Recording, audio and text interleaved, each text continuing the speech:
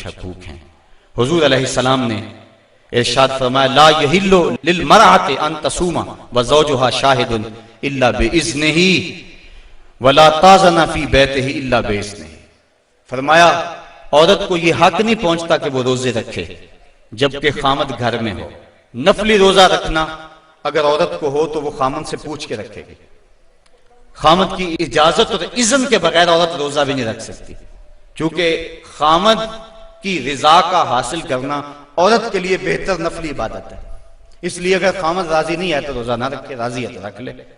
और फरमाया हुजूर अलैहिस्सलाम ने दूसरी बात यह है कि वो उसके घर में जिसको वो नापसंद करता है उसको आने ना दे, इज़्न ना दे।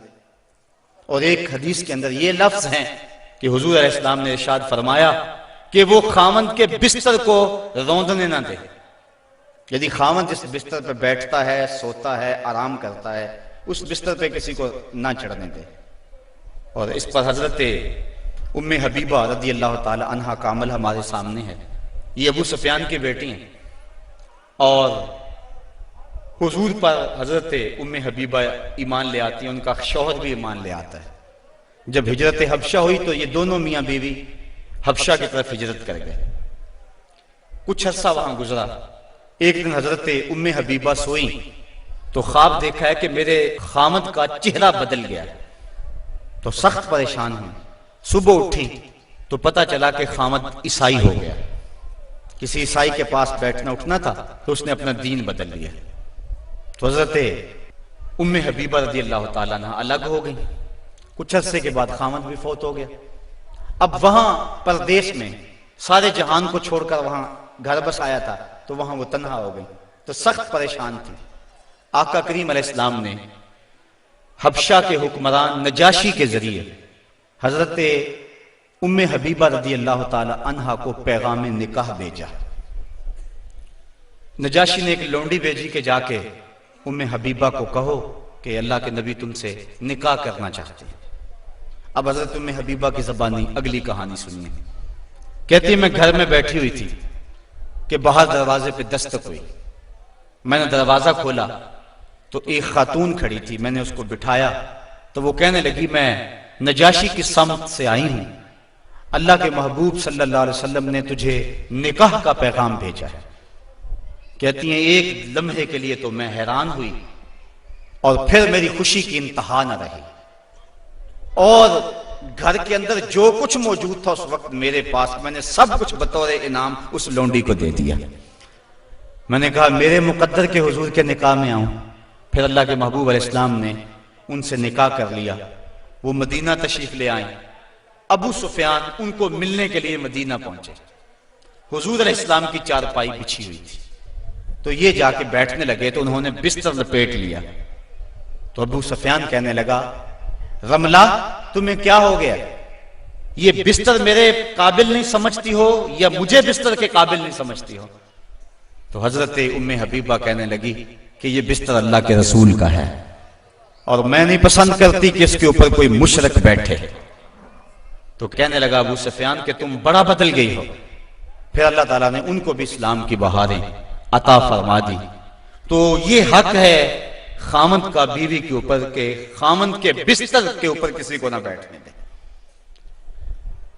अल्लाह के महबूब अलैहिस्सलाम ने फरमाया, अय्युमा इमरातिन मातत व ज़ौजुहा अन्हा रादिन दखलतिल जन्नह।